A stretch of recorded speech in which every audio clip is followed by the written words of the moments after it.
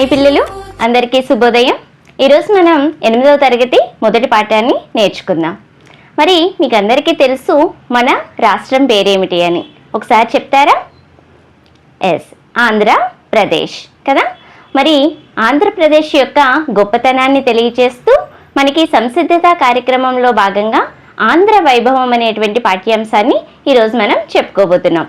ఏ పాఠ్యాంశాన్ని నాన్న? ఆంధ్ర వైభవం.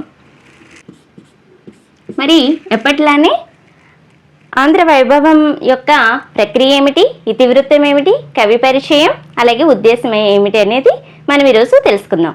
ప్రక్రియ, అసలు ప్రక్రియ అంటే ఏమిటి? పాఠ్యాంశం యొక్క రచనా విధానాన్ని తెలియచేసేదే మనకి ప్రక్రియ కదా. ఈ ఆంధ్ర వైభవం అనే పాఠ్యాంశం గేయ ప్రక్రియకు సంబంధించిందమ్మా. ఏంటి? గేయము. అసలు గేయం అంటే ఏమిటి? పాడుకోవడానికి వీలుగా ఉంటుంది, అలానే మాత్రా ఛందస్సుతో లయబద్ధంగా ఉంటుంది, శబ్ద ప్రాధాన్యాన్ని కలిగి ఉండేది మనకి గేయం. సరేనా? మరి ఇతివృత్తం అంటే ఏమిటి? ఈ పాఠ్యాంశం నేర్చుకొని విద్యార్థికి కలిగే ప్రయోజనాన్ని తెలిపేదే ఇతివృత్తం. మరి మన ఆంధ్ర వైభవం అనే పాఠ్యాంశం యొక్క ఇతివృత్తం రాష్ట్ర కీర్తి. రాష్ట్రం యొక్క గొప్పతనాన్ని తెలియచేస్తూ ఈ పాఠ్యాంశాన్ని మనకి ఇవ్వడం జరిగింది. మరి ఉద్దేశం ఏమిటి? అసలు ఏ ఉద్దేశంతో ఈ పాఠ్యాంశాన్ని మనకి ఇచ్చారు?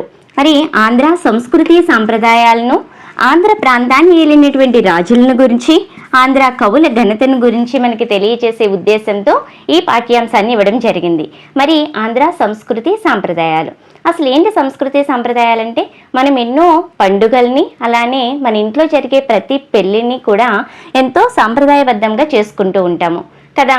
మరి మొన్న జరిగిన ఉగాది పండుగ రోజున మనం షడ్రుచుల్ని మేళవించి ప్రసాదంగా స్వీకరించి ఆ రోజు పంచాంగ శ్రవణం వినడం అనేది మన సాంప్రదాయంగా వస్తుంది.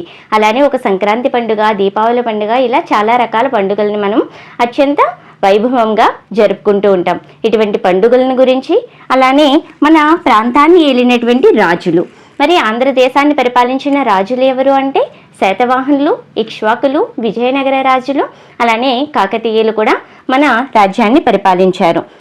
ఎంతో అత్యద్భుతంగా వారి పరిపాలన అనేది ఉన్నది. చెడ్డవారిని అంటే శత్రువుల్ని ఎదిరించి వారి పరిపాలన అనేది మంచిగా, ప్రజల్ని మంచిగా చూసుకోవడంలో ఈ రాజుల యొక్క గొప్పతనాన్ని మనకి తెలియచేస్తూ ఈ పాఠ్యాంశాన్ని మనకి ఇవ్వడం జరిగింది.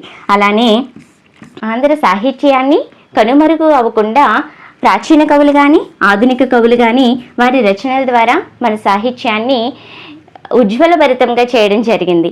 ఇటువంటివన్నీ కూడా మనకి ఈ పాఠ్యాంశం ద్వారా తెలియజేసే ఉద్దేశంతో ఆంధ్ర వైభవం అనే పాఠ్యాంశాన్ని ఇచ్చిన రచయిత ఎవరు అంటే, కవి ఎవరు అంటే మనకి కొండేపూడి లక్ష్మీనారాయణ గారు. మీకు ఆంధ్ర వైభవం అనే పాఠ్యాంశం చెప్పగానే కవి పేరు గుర్తు చేయాలమ్మా. కొండేపూడి లక్ష్మీనారాయణ గారు. ఓకేనా? మరి కవి యొక్క జన్మస్థలం ఏమిటి, ఎప్పుడు జన్మించారు, ఈయన ఏమన్నా రచనలు చేశారా అనేది ఇప్పుడు చూద్దాం. ఈయన జన్మస్థలం వచ్చి పశ్చిమ గోదావరి జిల్లా బొందాడ గ్రామంలో జన్మించారమ్మా. పశ్చిమ గోదావరి జిల్లా బొందాడ. అలానే ఈయన జన్మించింది 1918లో, మరణించింది 1986లో స్వర్గస్థులైన ఈయన. అలాగే ఈయన గేయ సంపుటిల్ని రచించారు. ఏమిటవి అంటే స్మృతులు, గేయాలు,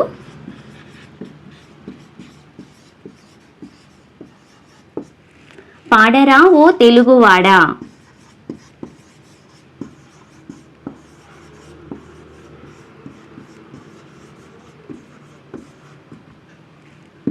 పాడరా ఓ తెలుగువాడ అనేటువంటి గేయ సంపుటుల్ని ఈయన రచించారు.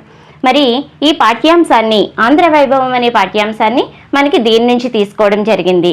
ఏ గేయ సంపుటి నుంచి తీసుకున్నారు అంటే పాడరా ఓ తెలుగువాడ అనేటువంటి గేయ సంపుటి నుంచి మనకి ఈ పాఠ్యాంశాన్ని తీసుకోవడం జరిగింది.